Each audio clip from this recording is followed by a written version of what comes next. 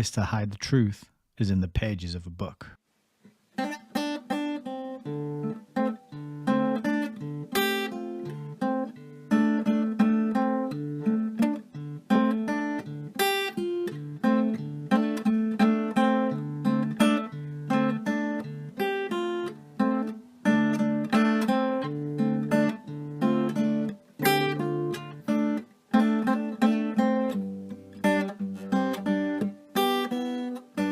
Maybe we should just read.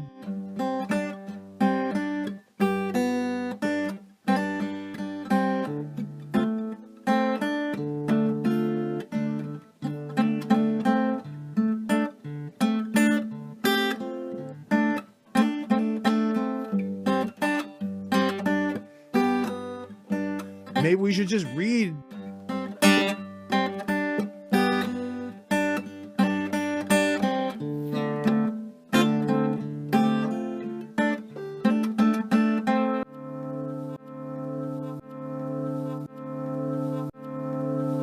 Welcome to Hayes Reviews.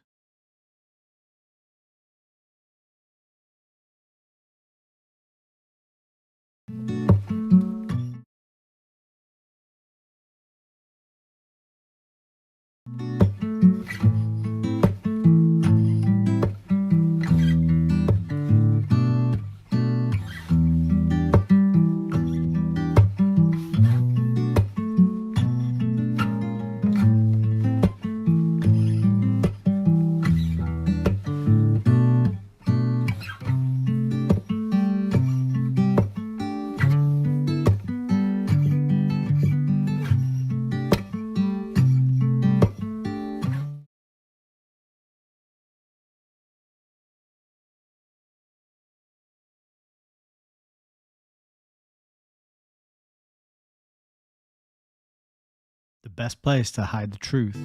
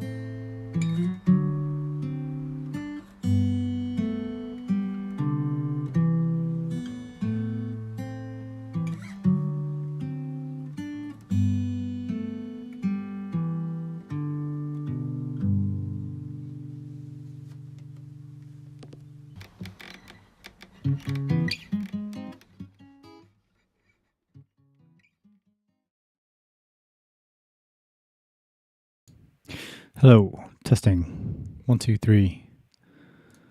That popped a bit. I am doing a test because the last 2 live streams we did went a bit funny.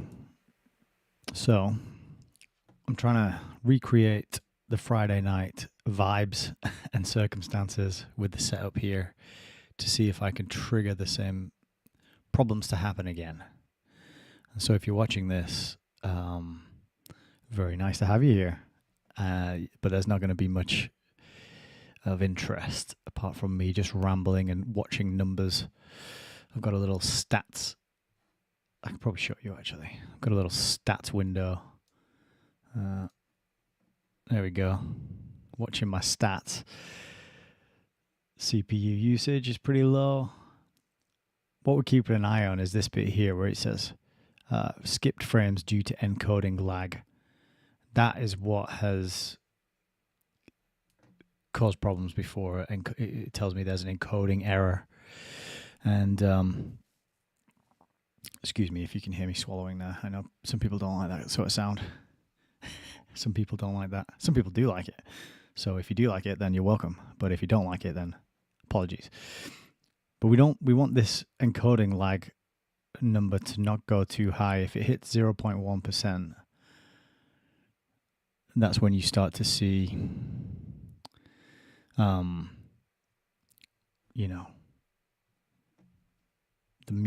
sound goes bad and then the picture goes bad shortly after. So that's what we're trying to do. And we're going to take the little book cam for a spin as well. I talk about books for a few minutes and see if my laptop can handle it. There's a good likelihood that it's just because I haven't looked after and maintained and cleaned the laptop properly.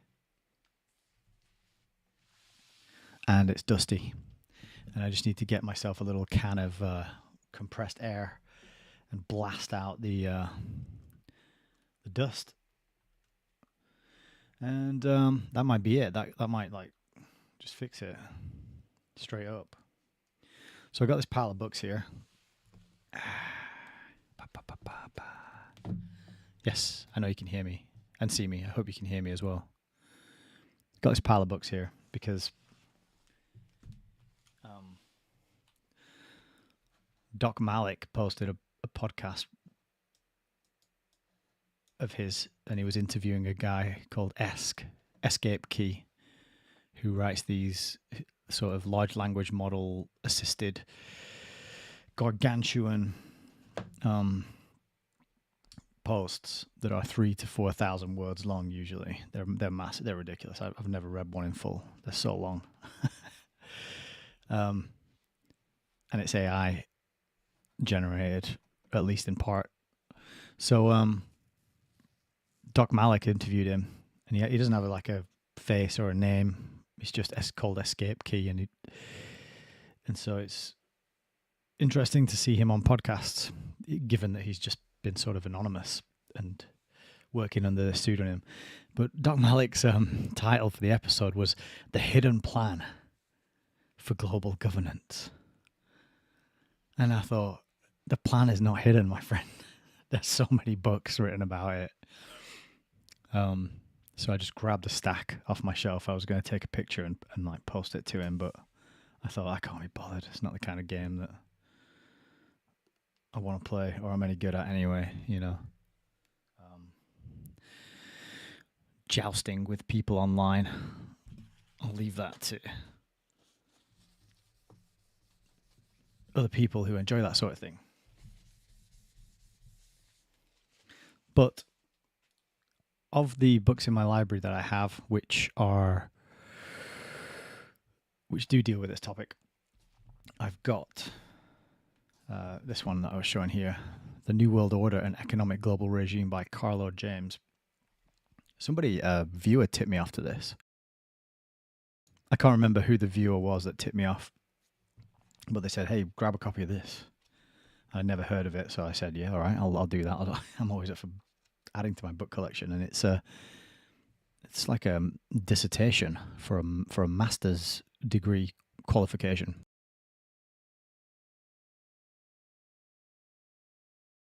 Oh no, I haven't. Thank you for the reminder. Now it's set to live chat. Thank you for that, Asmelia. So this is from dissertation.com. It's published in 1999, and it is like a faithful reprint of the actual dissertation that he submitted as part of his Master in Arts and Humanities. And that's the California State University, Dominguez Hills, spring 1994. He put this in. And you can see his teachers who signed it off, 3 PhDs signing it off right there. Pretty interesting artifact. And it goes by way of the Anglo-American establishment, the creation of the CFR, through central banking system by way of trilateralism. And then the final section is client states in the new imperial age. But the thesis is that, well, it says it right there, it's an economic global regime, and that they're trying to take over the economic system of the world. So that's like a academic dissertation that was accepted and submitted as part of this fellow's Masters in Arts. So, not that hidden, right? And this is the globalization of poverty and the New World Order. Michael Chusudovsky from Global Research. Now, I don't know how reliable or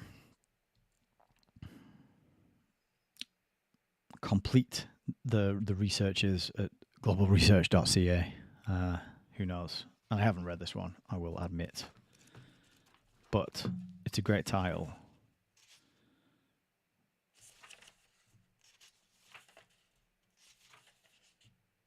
And again, we're looking at the New World Order and its effect on everybody. And this is again talking about sort of IMF, economic medicine, and wealth and centralization of money and economic control, global institutions, multinational corporations, Wall Street bankers. So again, that's another book, not hidden. Another one. Samuel P. Huntington. He worked with Zbigniew Brzezinski. I think I say they worked together. I think they were both in the Trilateral Commission, and they both worked on the book Crisis of Democracy, if I remember rightly. But yeah, he put this book out, The Remaking of World Order, The Clash of Civilizations. Somehow this one got a bit of a sticky something or other on the front of it. I probably put a cup of tea on it. Oh yeah, there you go. There's a little blurb on the back from the man himself, of Zbigniew.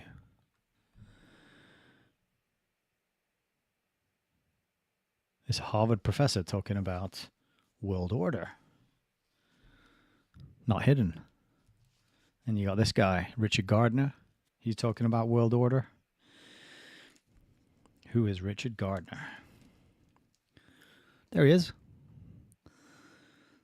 Born in New York, graduated Harvard College and Yale Law, doctor in philosophy, degree in economics from Oxford, where he studied as a Rhodes Scholar, professor of law at Columbia University, and he's concerned with U.S. foreign policy interests in international organizations, from peacekeeping and disarmament to aid and trade. So, not hidden. And this is one of the, I've shown this before, but this book came to me from the House of Commons library. It's quite a nice little artifact to have. But again, it's not hidden. It's another book about, world order. Mark Curtis, Royal Institute for International Affairs, researcher. Also a House of Commons library book at one time. They've stamped it here saying to be disposed by authority, and then instead of disposing it, somebody just Stuck it online and sold it for a few quid. But this is called The Great Deception, Anglo-American Power and World Order. Not hidden. Then you got this one, Sean Stone, New World Order, A Strategy of Imperialism. He's the son of Oliver Stone, the infamous, or famous, I shouldn't say infamous, the famous film director. And this one is signed. Not to me. My name is not Brian. I don't have an alter ego called Brian. I just bought this secondhand from Brian, presumably. I don't know. The foreword to this book is written by Richard Grove, none other than. And I think I read the foreword in full, actually, at one point.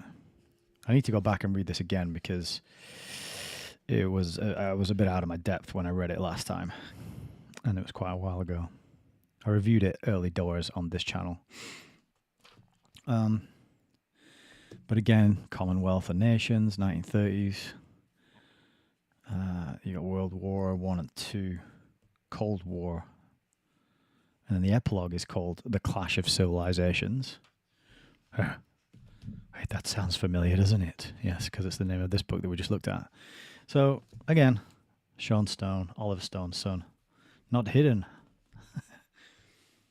And here's another one as well, which is Socialism and the International Economic Order, which is Elizabeth L. Tamadley. And this book is a good, it's 1969, it's a good companion to the Fabian Freeway book, which talks about how international order, or at least internationalism, is baked into communism and socialism. Basically, that's the thrust of this one. But interesting that the title is International Economic Order, and that links us right back in full circle to this Carlo James's master's dissertation, saying that the New World Order is an economic global regime. Economic order, yeah. So, not hidden. There's loads of books out there talking about this stuff, and that's just the ones that I grabbed that have the word that say New World Order or World Order in the title. Thank you, LJ. So far, so good. No buffering or breaking. Yeah, looks good on my side as well. I'm not getting any errors. Now, the only thing I can't do tonight is stand here and waffle for 2 hours to see if it... Because it might be that the problem only kicks in after like 90 minutes when my laptop's been working for so long and the heat builds up, and that causes the error to happen. And just by coincidence tonight, I happen to have my Grand Theft World t-shirt on. So it was a bit of a synchronicity that Richard Grove popped into the chat very early on tonight to tell me that the test was working all right.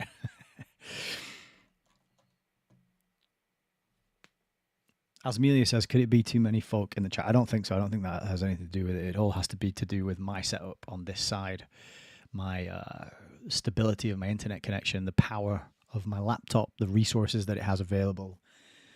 Because I broadcast and I simultaneously record to my computer, and then I also have a load of tabs open where it's being broadcast, YouTube, Rumble, and Odyssey.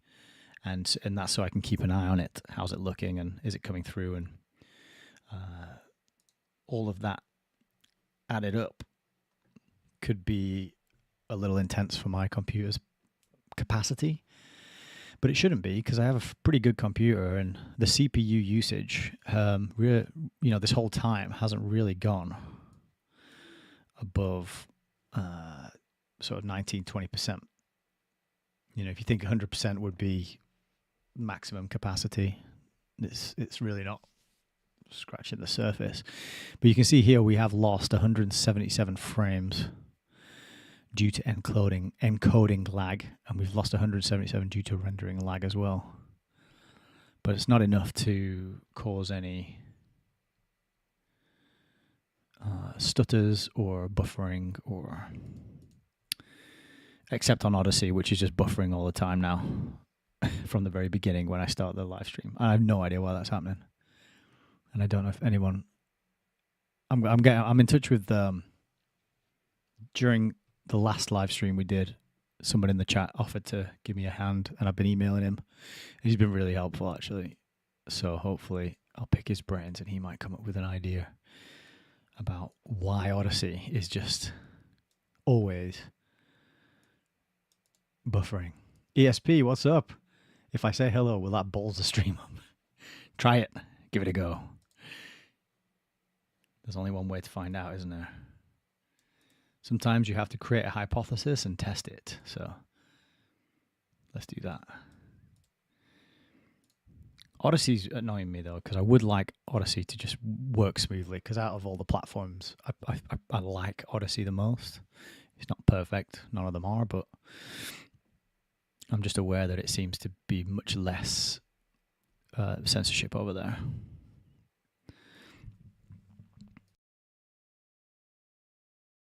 ESP just said higher. Uh-oh. Let's see. Let's see if it all goes wonky. So on YouTube side, it tells me the stream is excellent. The status of the stream is excellent.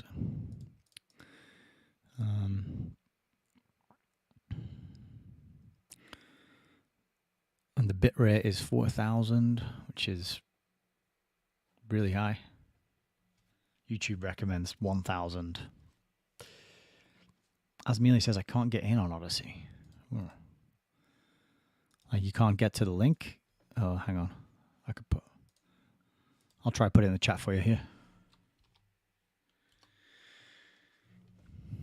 Try that.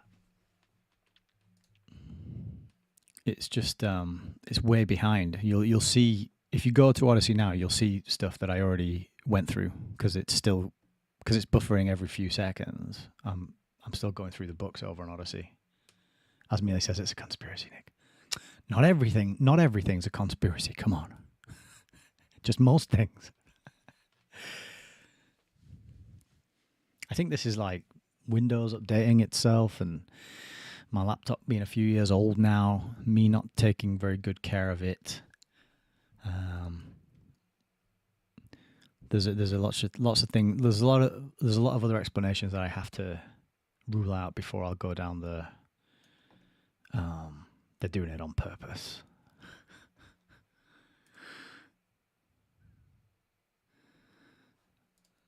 But yeah, we seem to be pretty good. The recording's well, the live is going well. We've streamed 2 gigabytes so far. We've recorded 1 gigabyte. And the CPU is still hovering around 19%. So, apart from Odyssey just being kind of crap these days,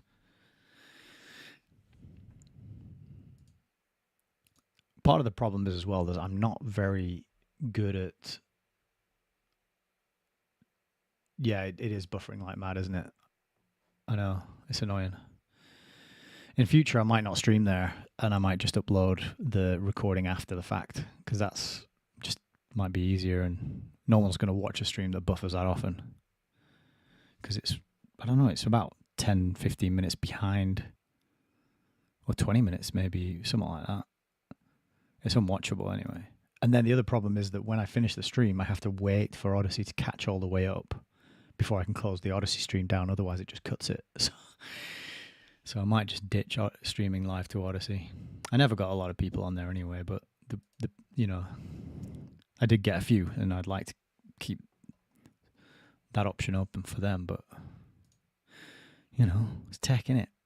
I'm not very good at tech. I'm not very into setting up and troubleshooting and playing with all the different settings, and I'm just not into it. I just want to plug and play. I want to hit the button and go. And that's why I like OBS as a streaming program, which is here. This is what OBS looks like. Oh no, that's going to be yeah. So that's OBS, Infinite OBS that you can see now. Infinite OBS, but OBS is really intuitive. It probably looks really complicated because of this infinite thing that it's doing, but it's really intuitive. Plug it in, hit the button that says stream, and then you're good to go. But yeah, I'm with you, Asmelia Tech. Blah. I know it's a necessary weevil. It brings so much good, but at the same time, when you know like the history of it and you read Surveillance Valley and you see what it does to people, like David Hughes did a fantastic presentation at the Omnivore Symposium recently, and it was I forget, they've done, was it number 3, Omnivore 3? Yeah, it was Omnivore number 3, and his presentation was bloody good, in my opinion. And in that, he talked about addiction, and he talked about how the damage that the tech is doing and the short videos. And I know people in my family who are addicted to short videos. And what good does it do? It allows us to talk right now. It allows me to have a channel and get these books out to people. It allowed me to stay in contact with family when I was traveling and living on the other side of the world. It allows me to learn from other people who I would never be very unlikely to meet in person. There's all sorts of good stuff, but it's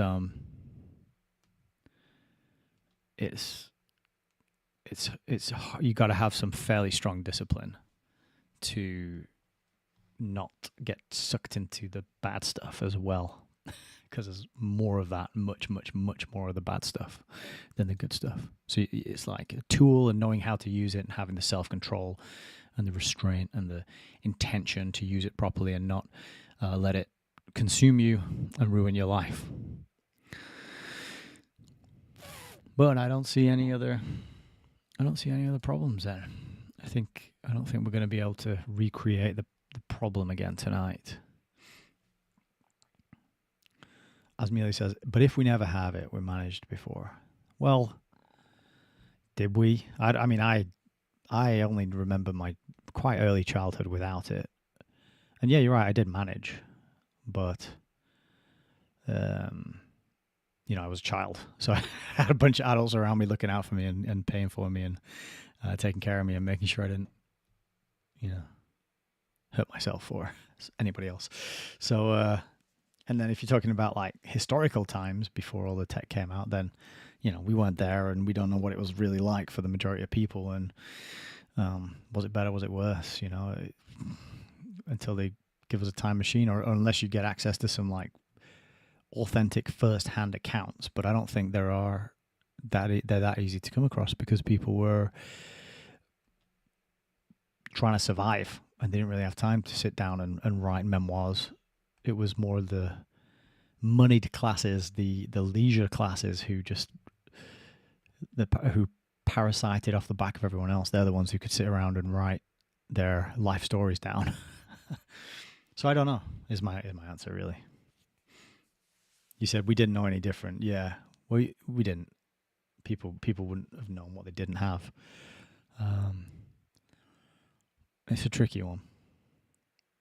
It's sad when you see it ruining people's lives as well, and especially it's sad when you see it ruin their minds to the point where they can't even think or focus for longer than a few seconds, and they can't take in any new information that you say to them, because they've programmed themselves to only take in information if it's in a short video format or from some sort of mainstream source, right? So it is tricky. I think that's going to be about it for this test then. There's not much more I can do apart from just standing here and wittering for another hour, but I don't really have,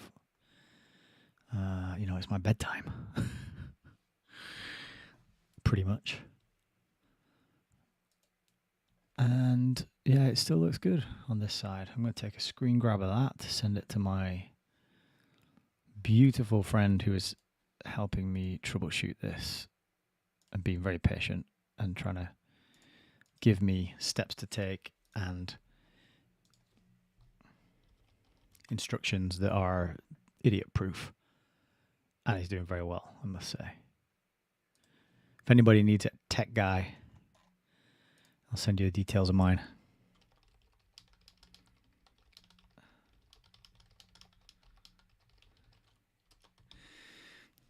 shoot that off to him. Boom. There we go. That's done. Oh, it's good to see you too, ESP. Always good to see you in the chats. When are you going to come back to book club? Join a call on book club. That's my focus now, is getting book club up and running and getting more people in on those calls, because why not? But I still got a bit of work to do yet before I make it good. Asmelia, enjoy your ukulele practice. Yes, we're going to do one on Friday. We're going to do one on Friday. Let me think. Yes, we'll do one on Friday. This test has been good. I'll blast out the fans with some compressed air. I'll run some other diagnostic maintenance type stuff on the laptop to just clean it up, and, you know, fingers crossed, we will be stable and secure on for another broadcast on Friday. But, you know, if it keeps happening and I can't troubleshoot it, then I am literally going to blame the evil sigil on the front of Zabinski's book. I should probably just stop showing that into the camera, because that's probably what makes all the electronics start to go a bit funny when this image is flying through the wires and the airwaves.